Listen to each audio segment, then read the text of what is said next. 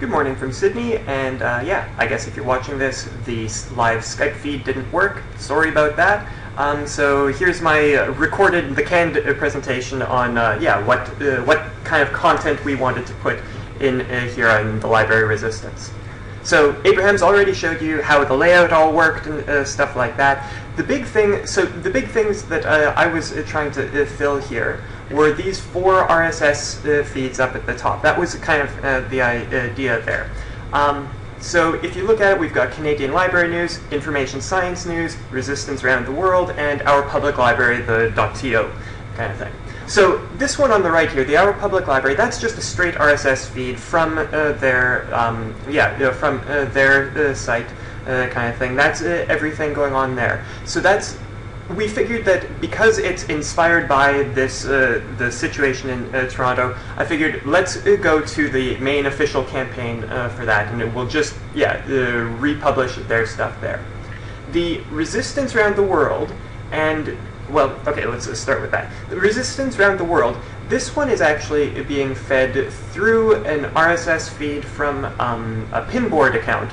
Kind of thing. So it's actually looking for a tag a tag kind of thing that has an RSS feed there. Had to do that because this was a more specific kind of theme. It wasn't we weren't able to just pull in everything about libraries, and even just using our keywords of resistance or something like that weren't going to work. We've got kind of a fairly advocacy focused theme here, and so this was one of these things that needed to be kind of curated sort of manually, but it's pretty easy. All I do is I bookmark things and make sure it has the LibResist tag, and it shows up here in this feed. It's a little bit slow, but yeah. Information Science News is taking from a bunch of blogs that I've set up. Now here I'm just going to go take a look at the feed aggregator page here. So this is kind of what it looks like behind the scenes. We've got a whole bunch of different blogs and things that our site is scanning and things. And it pulls them in and puts them into categories automatically and stuff like that. You can see our category overview at the bottom here. So this is how that's worked.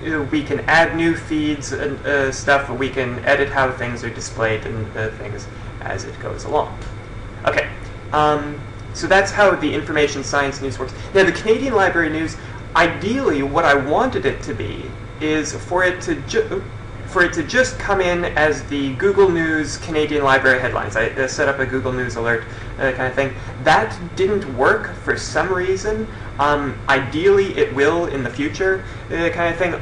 The way that it was set up just was pulling in also stuff from Portland and things like that. It wasn't a very strictly Canadian kind of deal. So that one I'm supplementing with having to go in and actually do a little bit of content management and stuff like that, a little bit of pruning and things like that. As you can see here in the aggregator stuff, you can go in here and look at all of the things, and there are the different categories here that you can put them into and stuff. So if you feel that something doesn't really belong on the front page in one of our categories, you can take it out of there. And I was like, well, the porn has no place. Is that really what we're doing here? So I just untick that kind of thing.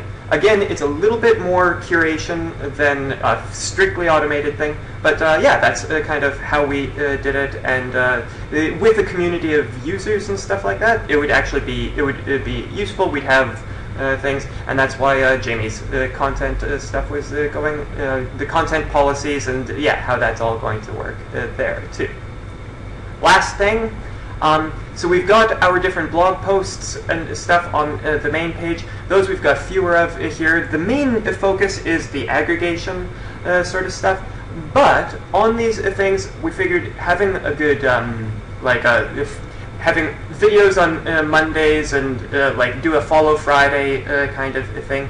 We're fairly focused. We've got a fairly focused kind of thing. But this is the kind of blog post that we'd do. Embed a video, put in some talking points from the video, and then say, hey, let's comment and share and save and all of that. Okay, so that is kind of a quick look at the content. Sorry that the Skype didn't work out, but yeah, thanks very much, and yeah, happy social mediaing.